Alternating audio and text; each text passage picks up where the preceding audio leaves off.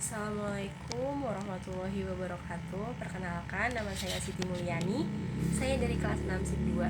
Pada kesempatan kali ini saya akan mempresentasikan tentang metodologi penelitian, yaitu dari slide 41 sampai dengan 58. Nah, yang di sini kita akan membahas desain penelitian. Apa sih desain penelitian? Nah, desain penelitian di sini adalah rancangan penelitian yang akan menjelaskan berbagai cara yang digunakan untuk menjawab permasalahan-permasalahan yang akan kita temui ketika kita melakukan sebuah penelitian. Apa sih masalah-masalah yang nantinya akan kita temui ketika kita melakukan penelitian, teman-teman? Nah, yang pertama ada masalah populasi dan sampel. Kemudian yang kedua itu ada jenis data yang akan kita olah nantinya. Kemudian yang ketiga ada definisi operasional. Kemudian yang keempat ada metode analisis. Nah, di sini definisi operasional ini adalah cara mengukur variabel dengan menggunakan berbagai skala atau macam-macam pengukuran. Di sini macam-macam pengukuran itu dapat dibedakan menjadi 4. Yang pertama itu ada skala nominal. Nah, skala nominal ini dia adalah skala yang paling lemah atau paling rendah di antara skala-skala pengukuran yang lain. Kemudian yang kedua itu ada skala ordinal. Nah, kalau si skala ordinal ini dia lebih tinggi daripada si skala nominal tadi, atau sering juga disebut dengan skala peringkat. Kemudian yang ketiga itu ada skala interval. Nah, si skala interval di sini mempunyai karakteristik yang sama seperti skala nominal dan skala ordinal. Akan tetapi telah ditambahkan dengan karakteristik yang lain, teman-teman. Dia udah ditambahkan dengan sifat yang lain, yaitu dengan berupanya adanya interval yang tetap atau jarak yang tetap. Nah, setelah skala interval kemudian ada skala rasio. Nah, kalau skala rasio di sini adalah skala dengan kualitas paling tinggi atau paling bagus karena telah disempurnakan. Di sini dia mengandung skala rasio ini terdapat karakteristik dari 3 skala sebelumnya, yaitu skala nominal, skala ordinal, dan skala interval. Kemudian ditambah dengan sifat adanya nilai 0 yang bersifat mutlak. Oke, sip. Kemudian next, kita pertama akan membahas skala interval. Apa sih skala interval ini? Kita akan membahasnya lagi. Skala interval ini digunakan untuk mengukur sikap, pendapat, persepsi seseorang atau sekelompok orang tentang fenomena. Dengan skala interval ini variabel dijabarkan sebagai indikator. Kemudian si indikator ini dijadikan item-item pertanyaan. Kemudian jawaban dari setiap instrumen mempunyai gradasi dari mulai sangat positif sampai dengan sangat negatif. Nah, contoh alternatif jawaban dari skala Likert ini adalah bisa dari pertama-tama kita bisa mengeluarkan pendapat sangat setuju, ragu-ragu, tidak setuju, atau sangat tidak setuju. Kemudian bisa juga dengan sangat positif, negatif, dan sangat negatif. Atau bisa juga dengan selalu, sering, kadang-kadang, dan tidak pernah. Kemudian ada lagi nih jawabannya yang seperti sangat baik, tidak baik, atau sangat tidak baik. Skala Likert. Nah, di sini juga bisa kita dengan memberikan skor pada jawaban-jawaban yang tadi. Misalnya ketika ada jawaban sangat setuju, selalu, sangat positif, ini kita beri skor 5. Atau ketika jawabannya setuju, sering, atau positif, kita beri skor 4. Kemudian ketika ragu-ragu, kadang-kadang, netral, diberi skor 3. Kemudian tidak setuju, hampir tidak pernah, negatif, itu kita beri skor 3. kemudian sangat tidak setuju dan tidak pernah kita beri skor 1. Kemudian yang kedua ada skala Goodman. Nah, skala Goodman ini adalah skala pengukuran dengan 2 jawaban yang tegas. Nah, data yang didapat interval atau rasio. Nah, skala Goodman ini dapat dibuat dalam bentuk pilihan ganda, juga dalam bentuk checklist jawaban dibuat skor tertinggi sampai dengan skor terendah. Di sini kita bisa membedakan ya teman-teman, kalau si skala Likert ini biasa digunakan pada si pengukuran skala nominal dan internal, sedangkan pada skala Likert ini bisa kita temui pada skala interval dan skala rasio. Oke. Kemudian yang kedua adalah skala nominal. Skala nominal ini adalah skala pengukuran di mana angka tidak memiliki makna. Jadi nggak ada nih 1, 2, 3, 4 itu nggak ada maknanya sama sekali. Di sini kita hanya ada 2 jawaban, misalnya nih hitam atau putih, wanita atau laki-laki, begitu. Departemen akuntansi, departemen keuangan. Jadi sudah jelas tuh, dia tidak mengandung unsur angka. Jadi nggak ada nilainya gitu. Iya, seperti itu. Dan macam-macam. Kemudian ada skala ordinal. Nah, pada skala ini memiliki rating atau tingkatan gitu ya, tingkatan. Misalnya kita beri nilai 4 jika juara 4, nilai 3 jika juara 3, nilai 2 jika juara 2, dan nilai 1 jika juara 1. Jadi di sini ada tingkatannya. Nah, kemudian kalau ini skala rasio, kemudian kita akan membahas tentang skala rasio. Apa sih skala rasio itu? Nah, si skala rasio ini kan tadi seperti sebelumnya sudah dikatakan bahwa skala dengan kualitas paling tinggi. Pada skala rasio ini terdapat semua karakteristik dari skala nominal, skala ordinal, dan skala interval, ditambah dengan adanya nilai 0 yang bersifat mutlak. Nah, nilai 0 mutlak di sini diartikan adalah nilai dasar yang tidak bisa diubah meskipun menggunakan skala yang lain. Oleh karenanya, pada skala rasio pengukuran sudah mempunyai nilai perbandingan atau rasio. Nah, pengukuran dalam skala rasio ini yang sering digunakan sih biasanya pada mengukur tinggi badan ataupun berat badan, atau di sini diberi contoh ketika kita menghitung ROA itu adalah laba bersih dibagi aset total. Nah, kalau ketika kita misalnya untuk mengukur berat benda, misalnya benda A memiliki berat 30 kg, sedangkan benda B adalah 60 kg, maka kita dapat katakan bahwa benda B 2 kali lebih berat dibandingkan dengan benda A. Kemudian sekarang kita akan membahas populasi dan sampel. Apa sih populasi? Populasi ini adalah kumpulan yang banyak gitu. Atau gini, populasi ini adalah wilayah semua, generalisasi yang terdiri atas objek, subjek yang mempunyai kuantitas dan karakteristik tertentu yang ditetapkan oleh peneliti untuk dipelajari dan kemudian ditarik kesimpulannya. Kemudian ada sampel. Sampel ini adalah sebagian jumlah dan karakteristik yang dimiliki oleh populasi. Mungkin secara gampangnya gini teman-teman, kalau populasi ini kita bisa sebut dengan mahasiswa Universitas Muhammadiyah Tangerang jurusan akuntansi. Jadi semua mahasiswa Universitas Muhammadiyah Tangerang jurusan akuntansi ini adalah populasinya.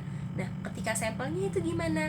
Sampelnya mungkin kita bisa mengambil satu dari semester 1 atau semester 2, atau mungkin yang kita lebih kecilin lagi jadi 6 shift 1, 6 shift 2, kita cuma ambil sebagian saja. Jadi tidak semua mahasiswa akuntansinya itu kita jadikan sampel, karena itu adalah populasinya. Kalau sampel itu lebih sedikit.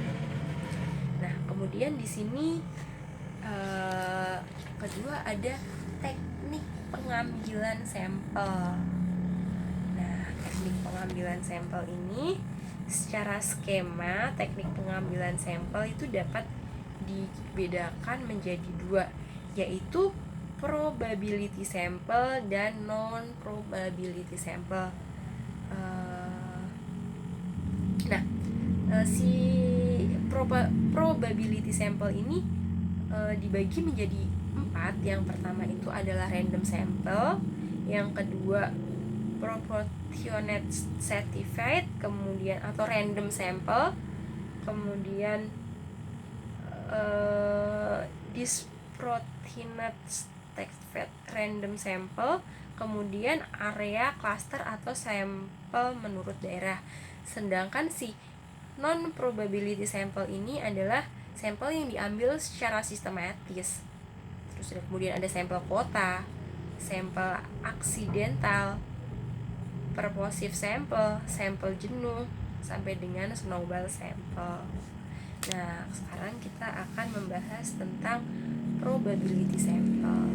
Probability sample di sini adalah teknik pengambilan sampel yang memberikan peluang yang sama bagi setiap unsur atau anggota populasi untuk dipilih menjadi anggota sampel.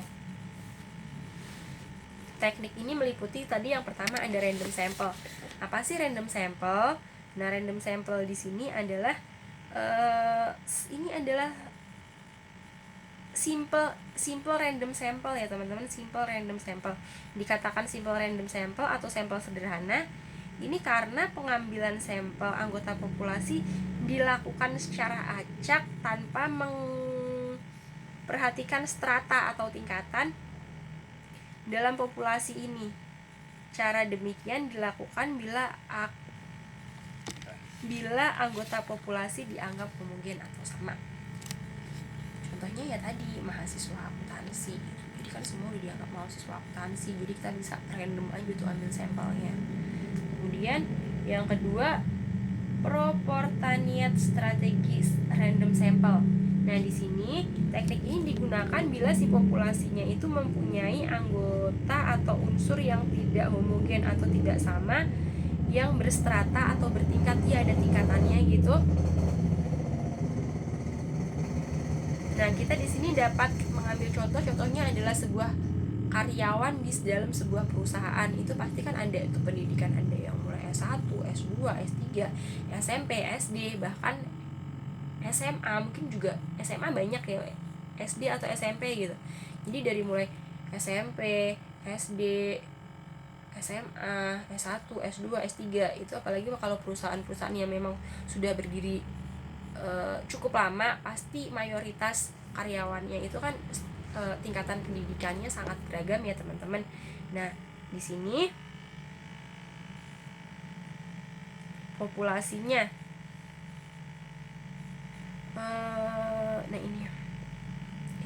Kemudian yang ketiga adalah teknik pengambilan sampel disproportionate stratified random sample.